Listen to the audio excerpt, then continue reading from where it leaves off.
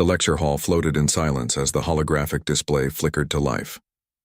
David Reed sat in the back row, trying not to look too impressed. After all, humans were the newcomers here. They had only joined the Galactic Council 3 months ago, and everyone still watched them like curious children.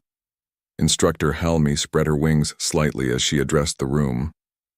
The bird-like alien had feathers that shimmered between blue and green, and her voice carried a musical quality that made even boring topics sound interesting. Today, she was teaching about dead languages, languages that nobody in the galaxy could speak anymore. "This is why we preserve everything," Halmy said, gesturing at the walls of the archive station around them. "Civilizations rise and fall. Languages disappear. But here we remember." David glanced at Olivia Grant sitting beside him, his fellow human and closest friend on this station.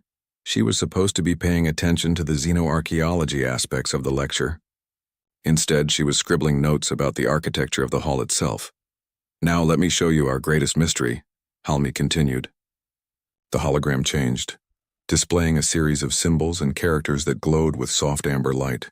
This language was found on 12 different worlds across the outer spiral. The ruins date back 10,000 years. We have entire temples covered in this script, yet after 100 centuries of study, we have barely translated even the basics.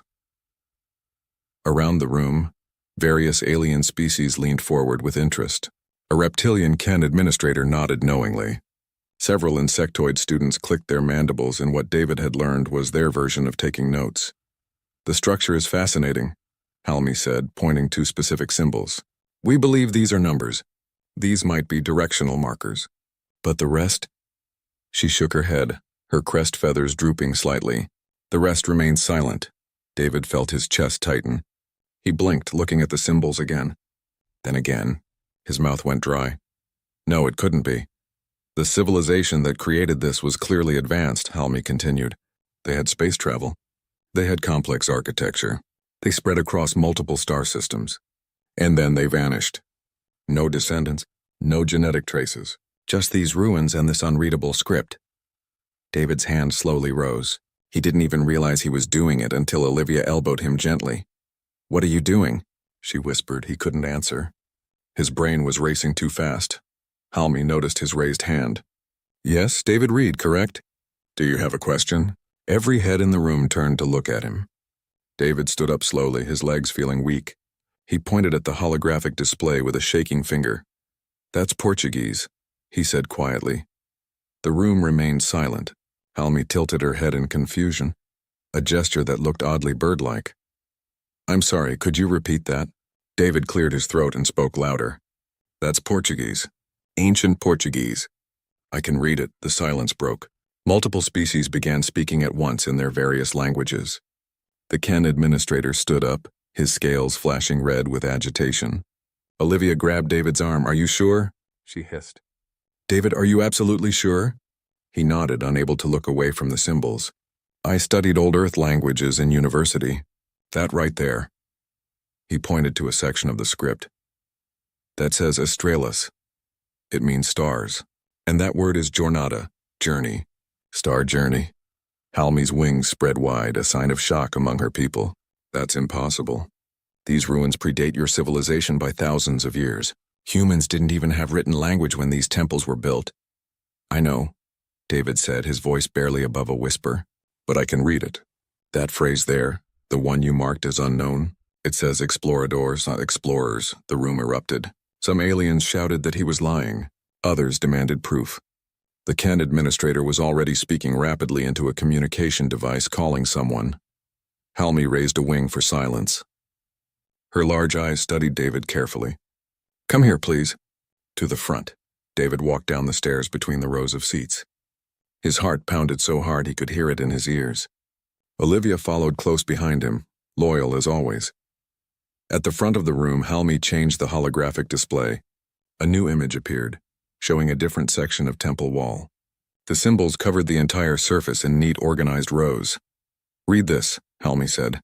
Her voice was calm, but her feathers had flattened against her body. "If you can." David stepped closer to the hologram. The symbols floated in the air before him, solid enough to look real but transparent enough to see through. He reached out, his fingers passing through the light. His lips moved as he read silently, then aloud. "We came from the blue world," he translated, his voice growing stronger. "Taken by those who walk in light. They gave us the stars, but the stars were not ours to keep. We build these words for those who come after. Remember us. Remember Earth." The last word hung in the air. Earth. His world. The human homeworld. Halmy sat down suddenly, her legs seeming unable to hold her. Around the room, absolute silence reigned.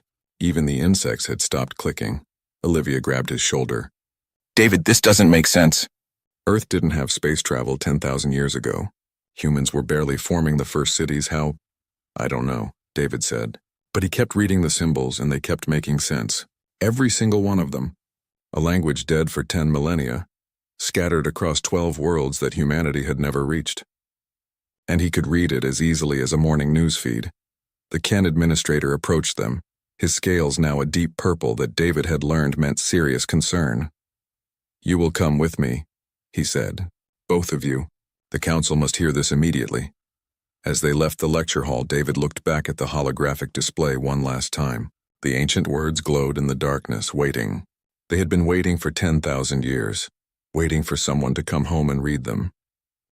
The council chamber was nothing like David had imagined.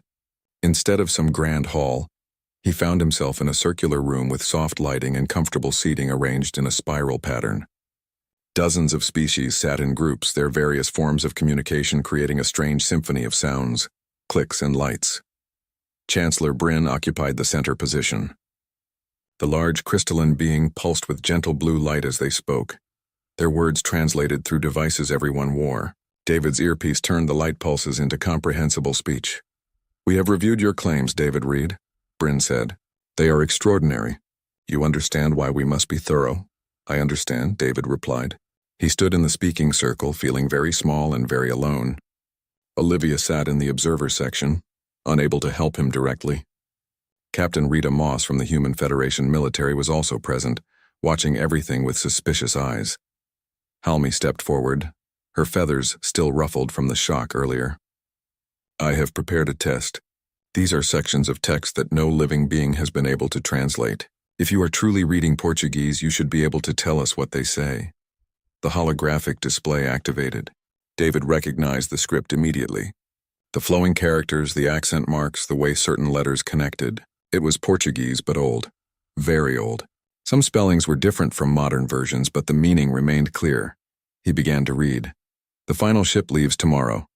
We have sent word to all 12 colonies, but many will not make it in time. The providers have abandoned us. Without their guidance, our machines fail. Our children forget how to read the star maps. In 3 generations, perhaps less, we will return to the soil." Around the room, various beings shifted in their seats. Some made sounds of surprise. Others remained perfectly still. David continued to the next section. "Let this temple stand as proof. We were here. We traveled the void between suns. We were not born to this, but we learned. If any find these words in the ages to come, know this. We were human. We came from Earth, and we tried." Halmy's wings drooped completely. "That matches the archaeological context perfectly," she whispered. "The lower levels of the ruins show advanced technology. The upper levels show rapid decline. We always wondered why." Chancellor Bryn's light pulsed rapidly, indicating deep thought. "This presents us with an impossible situation. The ruins on refuge on New Harbor on all 12 worlds. They are dated to approximately 8,000 years before the Common Era by Earth reckoning. Yet Earth records show no advanced civilization at that time. No space travel, nothing." Captain Moss stood up. "With respect, Chancellor, we need to consider this might be a hoax. Maybe someone planted these ruins recently and created a language that looks old but isn't." A reptilian scholar named Ken spoke up, his voice dry and precise. "We have tested these ruins with every known method. The stones have weathered for 10,000 years. The metal beneath has oxidized according to atmospheric exposure over millennia. The quantum decay in the building materials cannot be faked. These ruins are genuinely ancient." "Then how?" Moss demanded. "How could ancient humans build temples on 12 different planets?" David cleared his throat. "May I see more of the text? The historical sections?" Bryn's light pulsed in agreement. The hologram changed again, showing what looked like a chronicle or history. David read slowly, translating as he went. In the beginning they came to us as gods, beings of light and power who walked among us while we still hunted with stones and sticks. They chose 20,000 of us, from different tribes across our world. They took us into the sky, and the sky became our home. They taught us their language, but we kept our own. They taught us to build, to farm the stars, to move between worlds. For 2,000 years we thrived under their care. Then came the silence. The room had gone completely quiet. Even the background hum of the station seemed to fade away. David kept reading. The providers left without warning. One day they were there, the next day gone. Our teachers, our guides, our gods. We tried to maintain what they had built, but we did not truly understand it. We had learned to use their tools, but not to make them. Within a century, the first colony went dark. Then another. Then another. We gathered who we could on this world, on refuge, to make our final stand. But the knowledge slips away like water through our fingers. A young alien student named Tal, who had been sitting quietly in the back, raised a tentacle. So humans didn't build this civilization. They were given it. And then lost it, Olivia added from her seat, when their benefactors disappeared. Chancellor Bryn's light turned amber, a color David had learned meant concern. This raises troubling questions. Who were these beings who took ancient humans? Why did they abandon them? And most importantly, where are they now? The scholarly Ken stood again. I move that we classify all information regarding these ruins as restricted. This knowledge could destabilize the entire galactic community. Seconded, another voice called out. David felt panic rising in his chest. You can't hide this. It's history. It's the truth. The truth can be dangerous, Ken said flatly. Imagine what happens when species learn that humans once had a space civilization that collapsed. Some will fear you might rise again and seek vengeance. Others will see you as defective, unable to maintain advanced technology. The political implications are vast. Bryn's light pulsed thoughtfully. David Reed and Olivia Grant will be confined to comfortable quarters while we deliberate. This is for your own safety as much as anything else. Confined? Olivia stood up angrily. We're prisoners for telling the truth? You are protected guests, Bryn corrected gently. Please understand, this discovery changes everything we thought we knew about galactic history. We must proceed carefully. Security escorts, tall beings covered in smooth gray skin, approached David and Olivia. Captain Moss started to protest, but Bryn cut her off. Captain, the Human Federation will be kept informed, but for now this matter is under council jurisdiction. As they were led out of the chamber, David heard the council erupt into argument behind them. Some voices called for more investigation. Others demanded the information be sealed forever. Halmi's musical voice rose above the others, pleading for academic freedom and the pursuit of knowledge. Their quarters turned out to be a suite of rooms with a view of the stars. Comfortable, but the door was locked from the outside. Olivia paced back and forth, furious. David sat by the window, staring out at the galaxy. Hours passed. They ate food that was brought to them. They tried to access the archive's databases, but found themselves blocked. Everything related to the 12 ruins had been classified, just as Ken had suggested. Night cycle came. The station dimmed its lights to simulate darkness. Olivia had finally fallen asleep on one of the couches, exhausted from anger. David was still awake when he heard the soft sound at the door. A small object slid underneath it, scraping across the floor. He got up quietly and picked it up, a data chip. Standard council issue. He turned it over in his hands, then carefully inserted it into his personal tablet. The screen lit up with coordinates and a brief message in galactic standard text. Refuge. Western continent. Temple Complex Alpha. Go there. Find the rest of the story. The truth should be free. Tal David looked at the coordinates. Refuge was the world where the largest and best preserved ruins stood. The council had teams there studying the site, but it was heavily restricted. He glanced at Olivia, still sleeping. Then at the locked door, then back at the coordinates glowing on his screen. The truth should be free. He started planning their escape. The cargo bay smelled like fuel and old metal. David crouched behind a stack of supply crates, watching as workers loaded containers onto various ships. Beside him, Olivia checked her tablet for the third time. That one, she whispered, pointing to a battered freighter at the far end of the dock. The Wayfarer. Captain Sam Porter, according to the records Tal sent us. He's not exactly a fan of council regulations. Meaning he's a smuggler, David said. meaning he might help us. Getting out of their quarters had been easier than expected. Tal had included door codes in the data chip. Getting through the station without being spotted was harder, but they had timed their escape during shift change when the corridors were crowded. Now came the difficult part. Convincing a stranger to risk everything for them. They made their way across the cargo bay, trying to look like they belonged there. David wore a borrowed maintenance uniform that was too big for him. Olivia had found a worker's coverall that almost fit. The Wayfarer's loading ramp was down. A thin man with gray hair and suspicious eyes stood at the top, supervising the loading. When he saw David and Olivia approaching, his hand moved to something at his belt.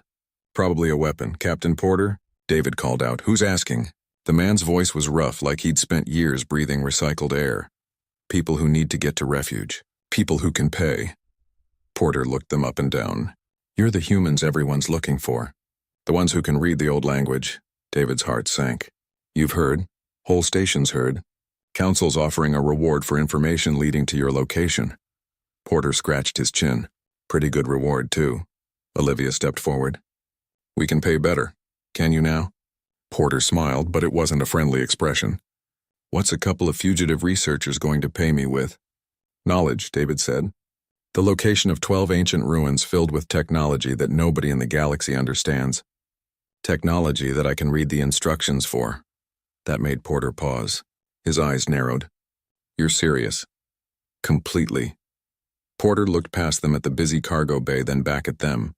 "Get on board, quickly, before the security scanners do their next sweep." They climbed the ramp fast. Inside, the ship was cramped and cluttered, but clean. A strange alien worked near the engine room, her insectoid body covered in tool belts. She looked up as they entered, her compound eyes reflecting the light. "Captain," she said, her voice buzzing. "Who are they?" "Passengers, Nira, the kind we don't log in the manifest." Nira clicked her mandibles together. "The human fugitives." "I knew it. Problem?"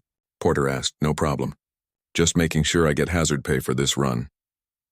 Despite her words, Nira's tone seemed almost amused. Porter showed them to a small cabin near the back of the ship. "Stay here during takeoff. Once we're clear of the station, you can move around. But if Council ships stop us, you hide in the smuggling compartments. Understood?" They nodded. 2 hours later, the Wayfarer lifted off from the station. David felt the gentle push of acceleration as they left the docking bay.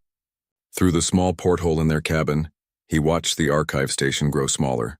No alarms. No pursuit. Not yet.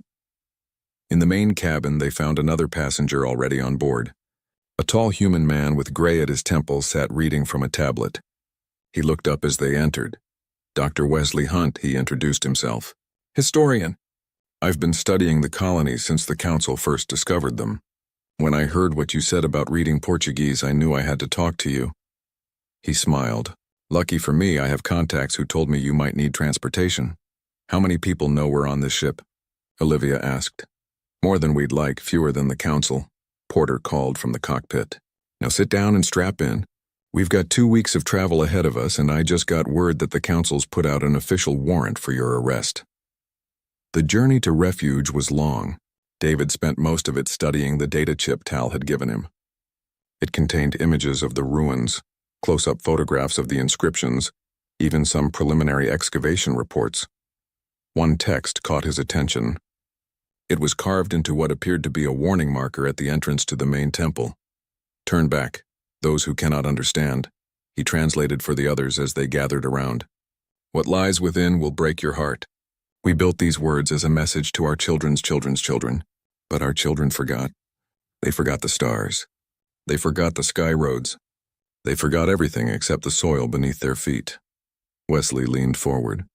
"This fits with some old Earth legends, stories of ancient civilizations that fell. Atlantis, Mu, various golden ages. What if those weren't myths? What if they were cultural memories passed down from the survivors who made it back to Earth?" "Back to Earth?" Olivia repeated. "You think some of them returned?" "It's possible," Wesley said. "If the civilization collapsed slowly enough, some ships might have made it home. But without the technology to maintain space travel, they would have integrated back into primitive human society. Their stories would become legends over time." Nira entered the cabin carrying tools and wiping her hands on a rag. My people have legends too, she said quietly, about the first travelers. Beings who came before anyone else, who spread across the stars and then vanished. We always thought they were gods or spirits. She looked at David. Maybe they were just people like you. On the 10th day of their journey, Porter called everyone to the cockpit. Through the view screen, they could see a council patrol ship moving parallel to them. They're hailing us, Porter said, his hand steady on the controls.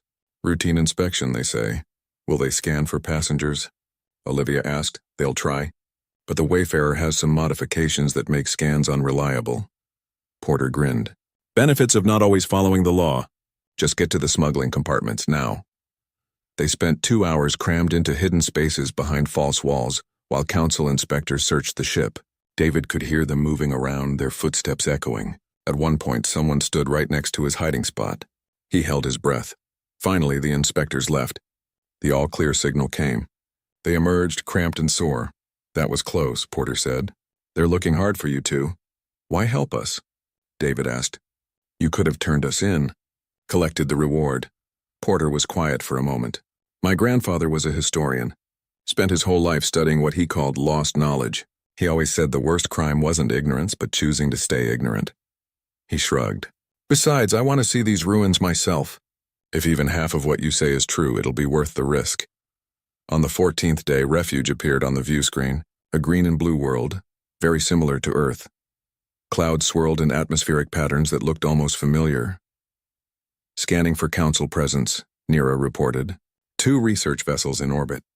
1 military patrol. Ground installations at 3 locations. Can we avoid them? Wesley asked. Porter studied the sensor readings. We can land on the western continent, away from the main research sites. But we'll have to go in dark. No transponder, no communications. If they spot us, we're done. Do it, David said. The descent was tense. Porter took them down through a gap in the patrol patterns, using the planet's magnetic field to hide their energy signature. They broke through clouds into a landscape of purple forests and golden grasslands. And there, rising from the wilderness, stood the temple complex. Massive structures of stone and metal, half buried by centuries of plant growth. Even from the air, David could see the inscriptions covering every surface. Porter set the ship down in a clearing half a kilometer from the nearest temple. As the engines powered down, they all stared out at the ruins. 10,000 years, Wesley whispered. And they're still standing. They gathered equipment and prepared to explore. As they walked down the ramp, David looked up at the temple entrance. Something about it seemed wrong. The stone looked too perfect, too uniform. He approached the wall and touched it. Cold, smooth. He knocked on it. Metal. These aren't stone, he said, running his hand across the surface. It's metal designed to look like stone. Someone wanted these ruins to appear primitive. Olivia examined the wall more closely. Why make it look old-fashioned if they had advanced technology? David found an inscription near the entrance. He read it aloud.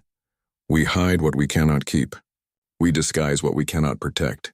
Let those who find this think us simple and gone, until someone comes who can read these words. Then let all be revealed. The temple entrance was sealed, but the seal was electronic, not physical. David studied the controls, recognizing Portuguese characters in the interface. He pressed them in order, spelling out a word he'd found repeated throughout the texts. Esperança. Hope. With a sound like grinding stone, the entrance opened, revealing darkness within. Lights flickered to life as they stepped inside.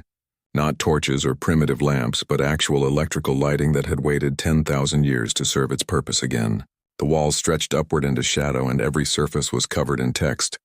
This is incredible, Wesley breathed, his voice echoing in the vast space. He pulled out a camera and started documenting everything.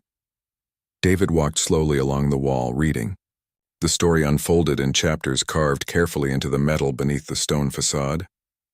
This wasn't just a temple. It was a library, a history book written in architecture. My name is Pedro, he read aloud. I was taken from my village when I had seen only 15 summers.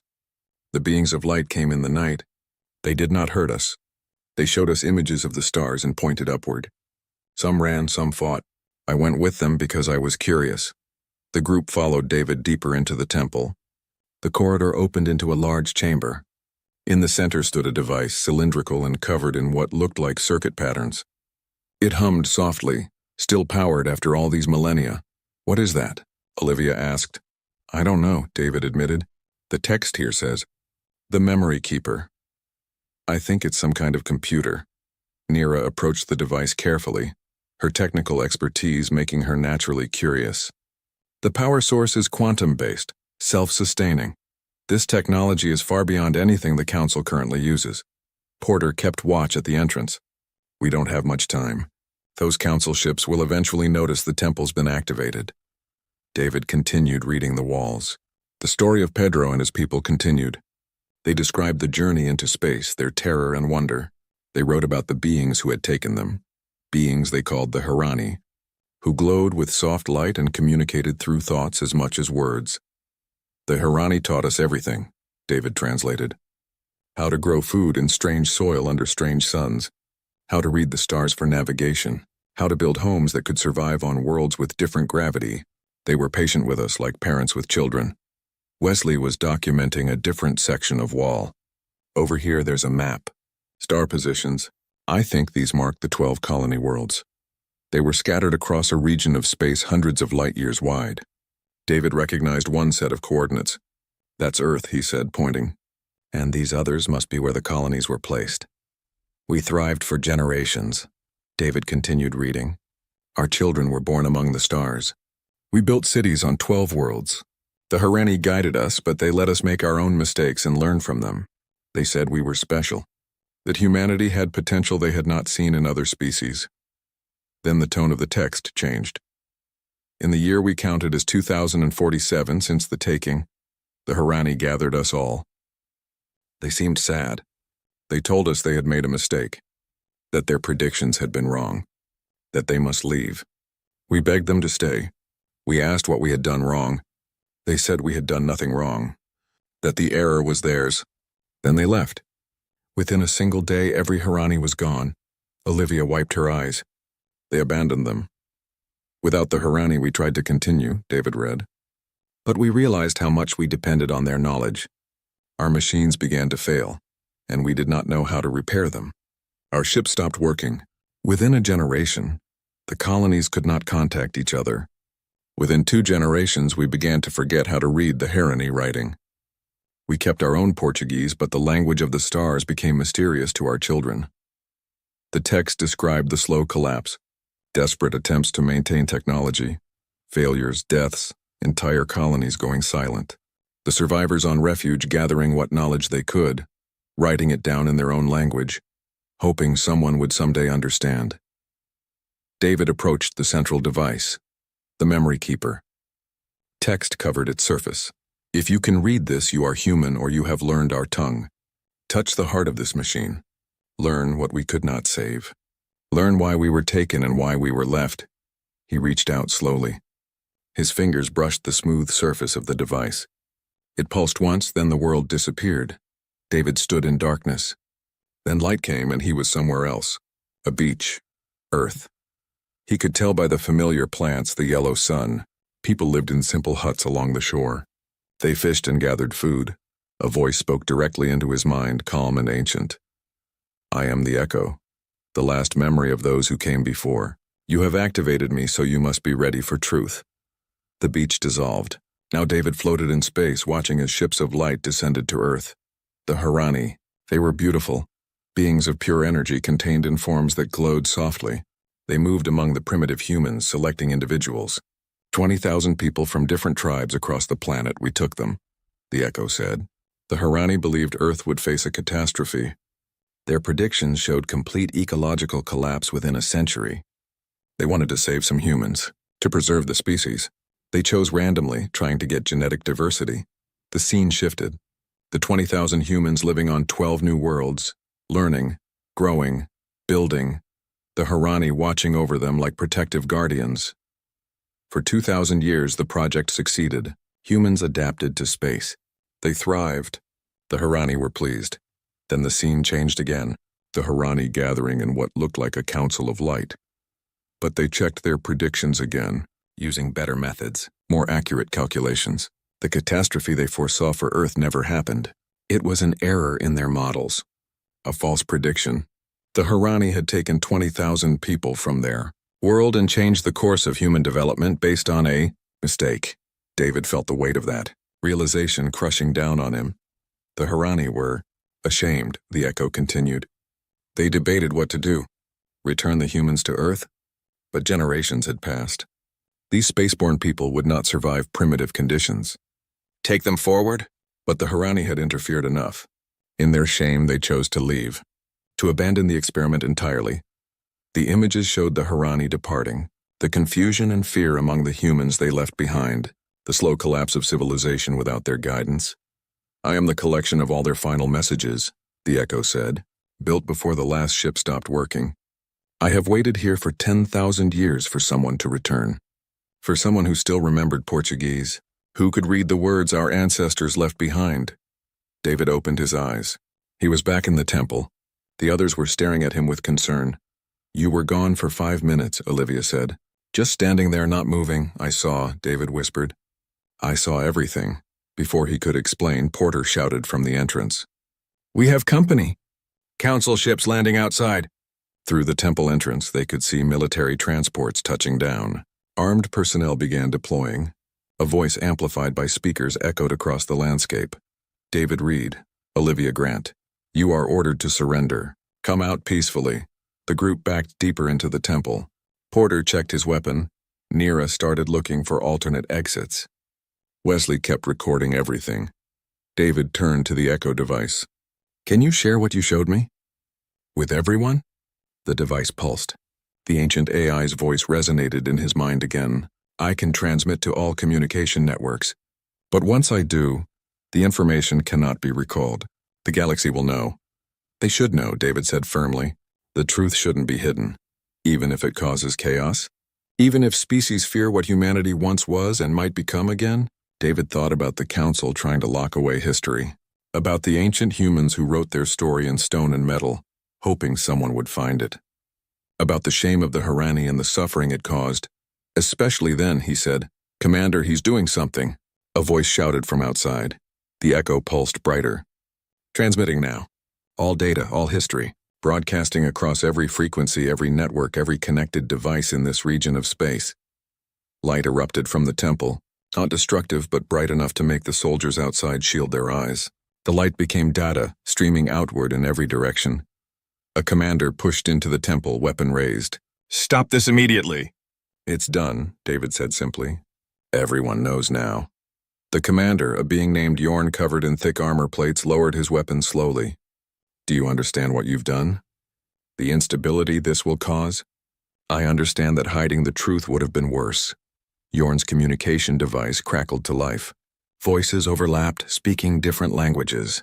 News services. Government channels. Public forums. All across the galaxy, beings were receiving the Echo's transmission.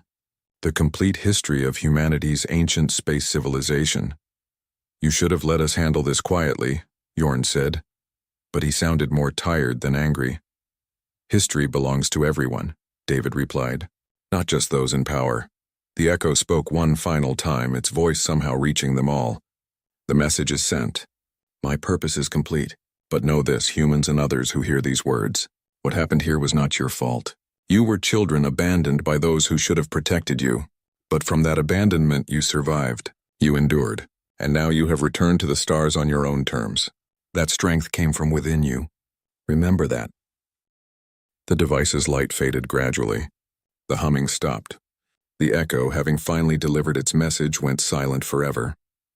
Outside, more ships were arriving. Not just council military, but news vessels and civilian craft. Word was spreading faster than anyone could control it. The galaxy wanted answers, and they wanted them now. The holding room on the council flagship had a window that looked out at refuge below. David watched the steady stream of ships arriving and departing from the temple site. In just 3 days, the location had transformed from a restricted archaeological site into the most visited place in the galaxy. They're calling you everything from a hero to a terrorist, Olivia said, reading from a tablet. She sat across from him, also waiting for whatever came next. Porter, Neera, and Wesley were in separate rooms being questioned. David didn't respond. He was too busy watching the news feeds that played silently on the room's display screen. Images of the temple, translations of the Portuguese inscriptions, artists' recreations of the ancient human colonies. And everywhere, debates, arguments, fear. The door opened. President Sarah Kim of the Human Federation entered, followed by Ambassador Lucas Bell and several aides. Kim was a small woman with gray hair and eyes that had seen too much politics. "Dr. Reed," she said, not bothering with pleasantries, "do you have any idea of the diplomatic nightmare you've created?" "I told the truth," David said quietly. "The truth?" Kim sat down heavily. "Half the galaxy thinks humans are a threat because we once had a space civilization. The other half thinks we're defective because that civilization collapsed. Trade agreements are being reconsidered. Defense treaties are under review. 3 species have demanded that humanity's membership in the Council be suspended pending investigation." Ambassador Bell pulled up a holographic display. "It gets worse. There are conspiracy theories spreading faster than we can counter them. Some say the ancient humans are still out there waiting to return. Others claim this is all a human plot to gain sympathy or special treatment.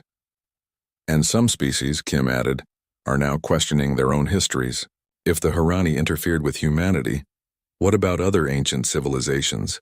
Several member species are demanding access to old archaeological sites that were previously considered unimportant." Olivia leaned forward. "So the truth made everyone uncomfortable. That doesn't mean it should have stayed hidden."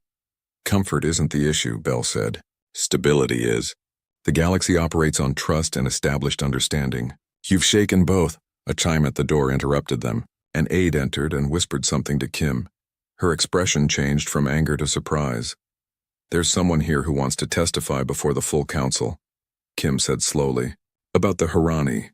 About what really happened." "Who?" David asked. "Someone who claims to have first-hand knowledge." The Grand Council chamber was filled to capacity.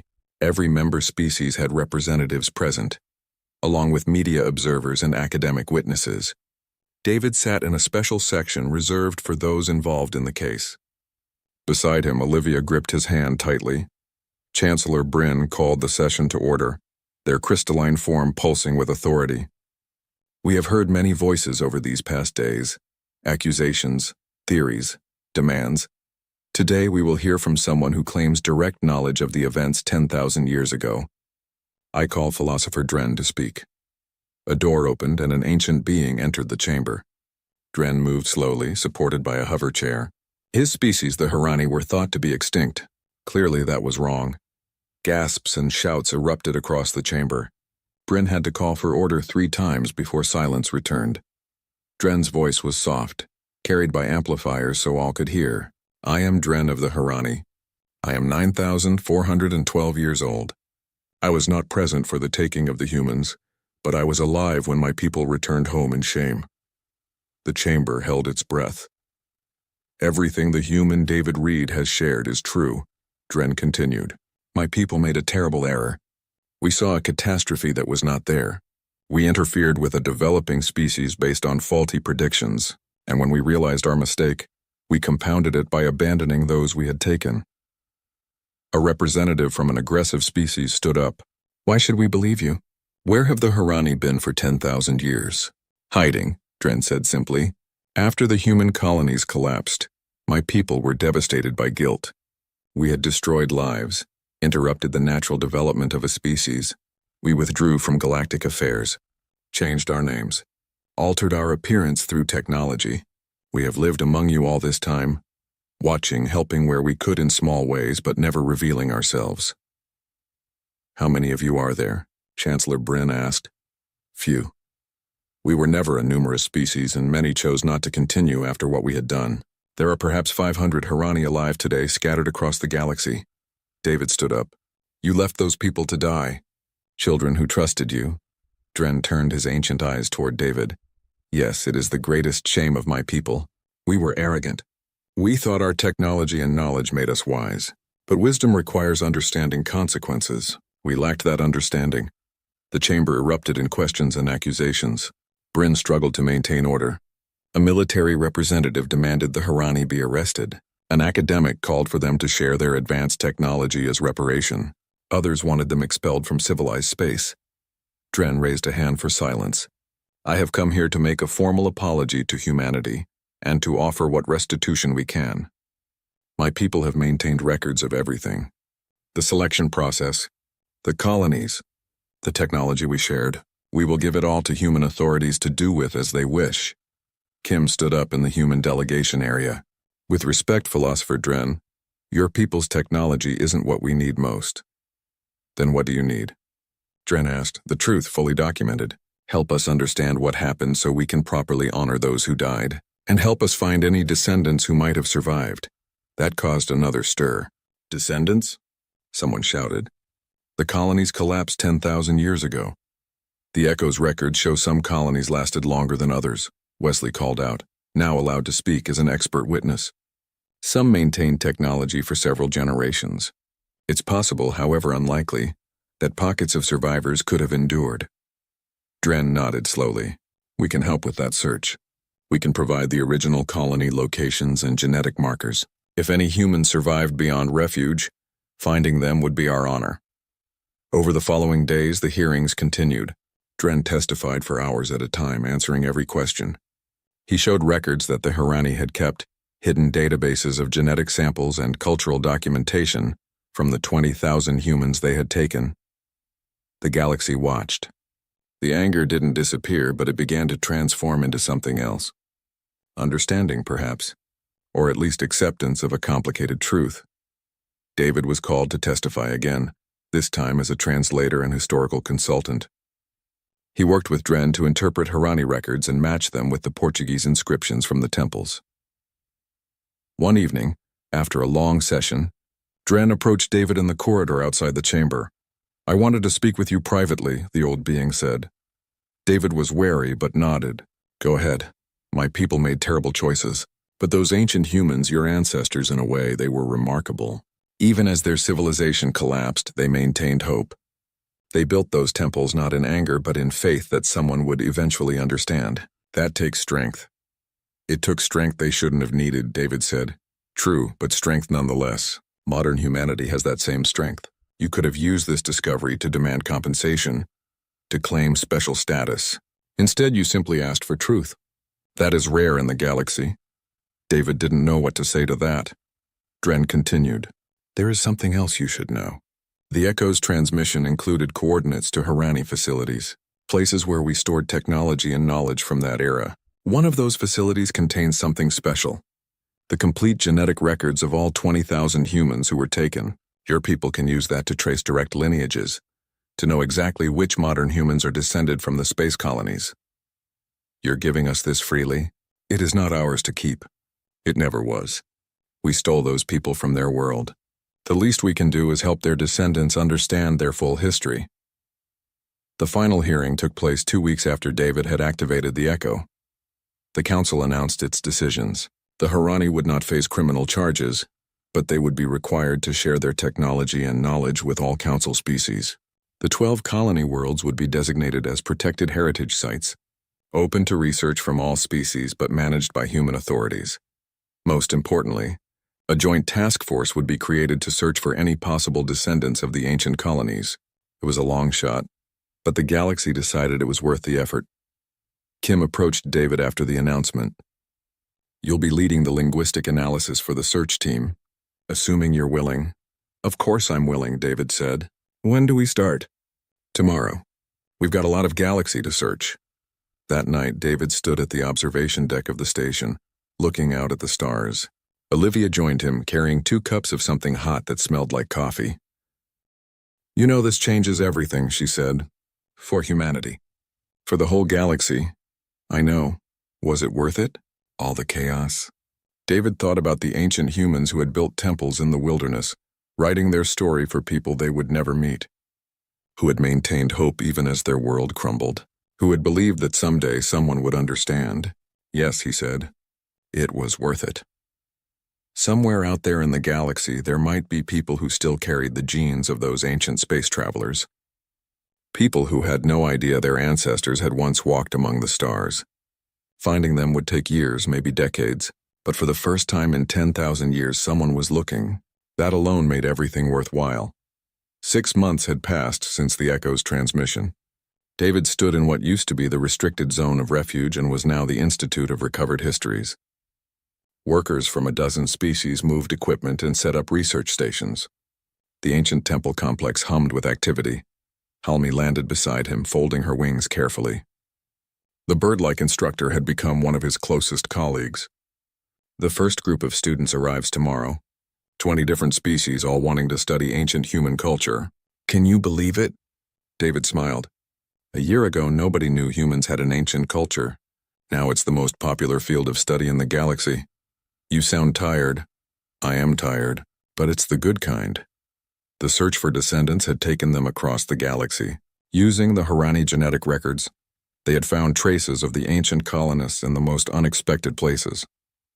Small populations on isolated worlds, people who had survived the collapse by abandoning technology, entirely and reverting to simple agricultural societies. The biggest discovery had come 3 months ago on a world the locals called Haven. A community of 50,000 people lived there, farming and fishing, completely unaware of their heritage. Their language had evolved over the millennia, but David had recognized fragments of Portuguese in their words. When he told them who they were, where their ancestors had come from, many had wept. The delegation from Haven arrives next week, Halmi said, reading from her tablet. They want to see the temples, to read the words their ancestors left. We'll be ready for them. Wesley approached them carrying a large container, just arrived from Earth. The linguistics department sent copies of every Portuguese text they could find from ancient to modern. They want us to trace how the language evolved differently on the colony worlds. More work, David said, but he was smiling. The truth about the Harani had spread through the galaxy like ripples in water. Other species had started questioning their own histories. Ancient sites that had been ignored for centuries were being re-examined. 3 other species had found evidence of similar interference in their past. It turned out the Harani weren't the only ones who had tried to play God with developing civilizations. A chime from David's communication device interrupted his thoughts. It was Chancellor Bryn. He accepted the call and the crystalline being's image appeared. David, I have news. The Deep Space Survey team found something on the 4th colony world, the one you called New Harbor. David's heart skipped. What kind of something? A facility underground. The seals match Harani design, but the structure is different. We think it might be a research station, possibly still powered. I'll leave immediately. I hoped you would say that. A ship is already en route to collect you. 3 days later, David stood at the entrance to the underground facility on New Harbor. The survey team had cleared the entrance but hadn't ventured inside. They were waiting for him, the one person who could read any warnings that might be posted. Olivia was with him as always. Porter had brought them in the Wayfarer, claiming he wouldn't miss this for anything. Even Dren had come, his ancient form supported by advanced medical equipment. This facility was built during the final years, Dren explained. When the Harani realized we had to leave, we established several places where knowledge could be preserved. Most were on refuge, but we placed some on other worlds as well. The entrance bore an inscription. David read it aloud. For those who come after. For those who survive, for those who remember, here lies what we could not teach. Learn it now. Make it yours. The doors opened to reveal corridors lit by emergency lighting. Everything was preserved in perfect condition. No decay, no damage, just waiting. They found laboratories filled with equipment, medical bays with technology far beyond current galactic standards, libraries with data cores containing information on everything from basic agriculture to advanced physics. This is incredible, Olivia breathed. This is enough technology to advance the entire galaxy by centuries. That was the intent, Dren said quietly. We knew we were abandoning the humans. We hoped that if they survived long enough, if they endured, they might find these facilities and rebuild. But they didn't, David said. The colonies collapsed too quickly. No, they did not. But you found it now. Perhaps that is better. Now humanity has the maturity to use this knowledge wisely. In the deepest part of the facility, they found a chamber different from the others. The walls were covered in both Harani symbols and Portuguese. In the center stood a device similar to the Echo but larger, more complex. David approached it carefully. The text around it was like a letter, written in Portuguese. To whoever finds this, we are sorry, he read aloud. We took you from your home, We changed your destiny. We failed you. But we hope, if you are reading this, that you survived, that you endured, that you are strong. These tools are yours now. Build with them. Create with them. Become what we prevented you from becoming. And know that while we failed in many ways, we always believed in your potential. You are remarkable. Never forget that. The device activated at his touch. But instead of showing the past like the Echo had, it projected blueprints, designs, instructions. Everything needed to build ships, habitats, medical facilities, energy systems. All of it annotated in Portuguese, as if the Harani had known that someday, someone speaking that ancient language would return. They left us everything, Olivia whispered. Not everything, Dren said. They left you the tools. What you build with them is up to you. The discovery on New Harbor changed everything again. The council debated for weeks about what to do with the technology. Some wanted it distributed equally. Others argued it should belong exclusively to humanity. A few feared giving such advanced knowledge to anyone. In the end, Kim made a proposal that surprised everyone. Humanity will study and understand this technology, but as we develop it, we'll share it freely with the council. Not because we have to, but because that's what those ancient humans would have wanted. They built temples to preserve knowledge, not to hoard it. The proposal passed with overwhelming support. 1 year after David had first read the Portuguese inscriptions in Halmi's lecture hall, the Institute of Recovered Histories held its first graduation ceremony. Students from across the galaxy had studied the ancient human colonies, learning not just history but lessons about resilience and hope. David stood before the graduates, feeling the weight of what had been discovered and what it meant. A year ago, I thought I was attending a routine lecture about dead languages, he said. I had no idea I was about to uncover 10,000 years of hidden history. But the real discovery wasn't the ruins or the technology. It was understanding that strength isn't about never falling. It's about getting back up. It's about maintaining hope even when everything seems lost. He gestured to the temple visible through the windows. Those ancient humans lost their civilization. They lost their technology. They lost contact with each other. But they didn't lose their humanity. They built monuments not to their achievements but to their existence. They left messages not demanding vengeance but asking to be remembered. Among the graduates was a young woman from Haven, a direct descendant of the colonists. Her name was Patricia, and she had learned to read the old Portuguese of her ancestors. She raised her hand. What should we do with this legacy? She asked. How do we honor what they left us? David thought carefully before answering. We live, we learn, we remember. We don't make the same mistakes the Harani made, thinking we can control everything. We don't make the mistakes of the council, hiding uncomfortable truths. We face reality honestly and we move forward together. After the ceremony, David found Dren sitting alone in a garden area overlooking the temple. The old Harani was watching the sunset, his ancient eyes reflecting the orange light. May I join you? David asked. Please. They sat in silence for a while. Finally, Dren spoke. Do you hate us, the Harani, for what we did? David considered the question carefully. I hate what happened. I hate that people suffered because of a mistake. But hatred toward you? No, I think you've punished yourselves far more than anyone else could. That does not absolve us. Maybe not, but it's a start. You came forward when you didn't have to. You're helping fix what was broken. That matters. Dren's expression, alien as it was, showed something like relief. I am old, David. I will not live to see what humanity builds with the knowledge we left. But I am glad I lived long enough to see this. To see humans return to what was taken from them. We couldn't have done it without you. You would have, eventually. Humans are stubborn that way.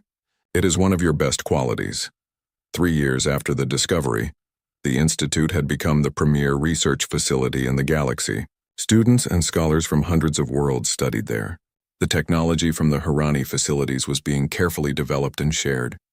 And on Earth, children learned about the ancient colonies in school, about the 20,000 who were taken and what they built, about how they faced disaster with courage and left messages of hope that would last 10,000 years. David still led the linguistic department, working with Halmi to decode and preserve the various forms of Portuguese that had evolved across the colony worlds. They had found 9 more descendant populations, each with their own unique culture and history. One evening, He received a message from the Deep Space Exploration Team. They had found something unusual on the 12th colony world, the last one they had surveyed. Not a facility, not a temple. Something else. What is it? He asked over the communication link. You need to see it in person, the team leader replied. But Dr. Reed, we think we found a ship. A colony ship. And according to our scans, it's still functional. David stared at the message for a long moment. Then he started packing. Some mysteries, it seemed, were just beginning to be solved. On the wall of the Institute's main hall, David had placed a new inscription. He had written it himself in Portuguese, following the style of the ancient texts. Daqueles que foram perdidos, aprendemos a encontrar o caminho. From those who were lost, we learned to find the way. Every day, students from across the galaxy walked past those words. They learned about the ancient humans who had been taken from their world, given the stars, and then left to face the darkness alone, who had survived not because they were strong, but because they chose to be strong. And in learning that history, they learned something about themselves, about how any civilization, any person could face disaster and emerge not broken but transformed. The ancient colonies had fallen, but their legacy endured. And perhaps, David thought as he looked up at the stars, that was the greatest achievement of all, not building a civilization that lasted forever, but leaving behind a message that would inspire others long after you were gone. The 20,000 had done that. They had reached across 10,000 years and reminded the galaxy what it meant to be human, to hope, to endure, to remember. Their journey had ended long ago, but the journey they inspired was just beginning. Somewhere in the galaxy, on 12 different worlds, the ancient temples stood, silent guardians of a forgotten age, but not forgotten anymore, never forgotten again. And in the Institute's garden, where students gathered to study and talk and dream, a new tree had been planted. A seedling from Earth brought here to grow in alien soil. It was small now, but it would grow strong, just like the ancient colonists had, just like their descendants were doing now. From those who were lost, they had learned to find the way forward.